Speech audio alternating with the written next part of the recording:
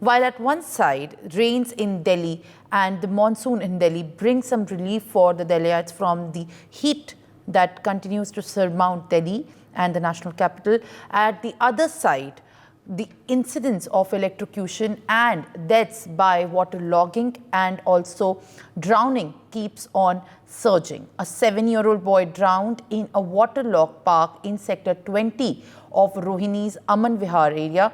The incident occurred at around 6:30 p.m. yesterday when the child was playing in a park that had accumulated rain water. Delhi police has reported receiving a PCR call about the drowning at the Aman Vihar police station, and where the police team also arrived at the scene and found out that the child has been rushed to a hospital where he was declared brought dead. The child allegedly went to the district park where there is a large pit where the water had been accumulated, and then he was found to be drowned. As per the family of the child also has spoken to the media. This comes after 13-year-old boy died due to the electrocution on a cricket ground in the outer Delhi's Ranhola area day before yesterday.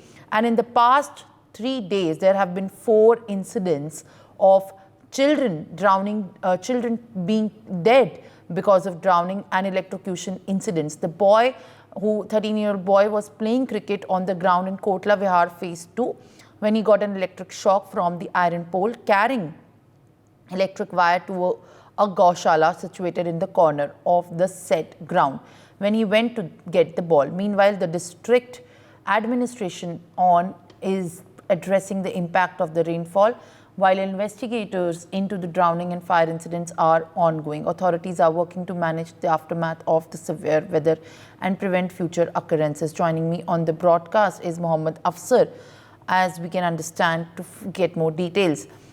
Mohammad अफसर जी बताइए, ये किस तरीके से जो दिल्ली में electrocution और जो डूब के मरने के इंसिडेंट सामने आ रहे हैं, हम अगर बात करें तो 9 अगस्त से लेकर अब तक 12 तक इन टोटल 4 मौतें हो चुकी हैं बच्चों की। 9 अगस्त को 2 बच्चे डूब के मरे थे और एक इलेक्ट्रोक्यूशन हुआ है 13 साल के बच्चे का, और अब कल ही जब पता लगा है कि एक 7 साल के बच्चे की भी मौत हुई है रोहिणी में। सिर्फ इकलौता ये इंसिडेंट नहीं है, इलेक्ट्रोक्यूशन या डूब के मरने के जो इंसिडेंट्स हैं, ये वाटर लॉगिंग और जिस तरीके से अथॉरिटीज़ के पब्लिक प्लेसेस को सेफ्टी को मेंटेन ना करने के बावजूद निरंतर ये जो मौतें हो रही हैं बच्चों की, इसका एडमिनिस्ट्रेशन और पुलिस का इस पर क्या कहना है? बिल्कुल, इस तरह के जो मामले हैं, सबसे बड़ी बात ये कि दिल्ली के जो बाहरी इलाके हैं वहां पर ज्यादा देखने में आ रहे हैं, क्योंकि एमसीडी या फिर जो न्यू दिल्ली म्युनिसिपल एरिया जो है, एनडीएमसी एरिया, वहां पर तो बहुत ध्यान रखा जा रहा है, क्योंकि जैसे ही वाटर लॉगिंग होती है तुरंत इन जगहों से रिपोर्टिंग हो जाती है। और सबसे बड़ी बात की लुटियन जोन के इलाके में तुरंत दिख जाता है, और यहाँ पर सभी पावरफुल लोग रहते हैं, चाहे वो सांसद हो या वो ब्यूरोक्रेट्स हो। तो जो इलाका लुटियन जोन का है वहां पर तो बहुत ध्यान रखा जाता है। कल भी हमने देखा शाम में जब बारिश हो रही थी तो पूरे लुटियन जोन को पूरा साफ रखा गया। जहां जहां पर जल भराव आईटीओ के पास या फिर नई दिल्ली रेलवे स्टेशन या कनॉट प्लेस या फिर अकबर रोड और अशोका रोड की तरफ जब जो जल भराव देखने में आ रहा था, वो सब कुछ ठीक कर दिया गया। लेकिन ये साफ सफाई सिर्फ लुटियन जोन में ही देखने में आई। जो बाहरी इलाके थे जैसे नजफगढ़ का इलाका, रोहिणी का इलाका, इन सभी जगह जल भराव बहुत ज्यादा था। और उसी के बीच में ऐसी खबरें आ रही थी कि कई जगह पे लोगों के डूबने की, लोगों के गाड़ियों डूबने की और बच्चों के डूबकर मरने की खबरें आई। तो इस बीच में जवाबदेही तो बनती है एमसीडी की, लेकिन सबसे बड़ी बात यह कि एमसीडी का पूरा ध्यान रहता है लुटियन जोन का इलाका या जो इससे लगे हुए इलाके हैं उनको साफ रखने में, ताकि जो पावरफुल लोग हैं उनसे उनको सुनने में ना आए। आम लोग जहां पर सबसे ज्यादा तादाद में रहते हैं, जैसे रोहिणी का इलाका या नजफगढ़ का इलाका या फिर साउथ दिल्ली से बाहर निकल करके बदरपुर की तरफ, तो वहां पर 10 से 15 मिनट की बारिश में ही बहुत बुरा हाल हो जाता है। और यही बहुत चिंताजनक है, क्योंकि अभी तक इस पे कोई काम नहीं हो पा रहा है, क्योंकि सारा ध्यान रहता है जो वीआईपी एरियाज होते हैं उनको साफ करने में। जो दूसरे एरियाज होते हैं वहां पर बिल्कुल भी सफाई अभी भी नहीं हो पा रही है।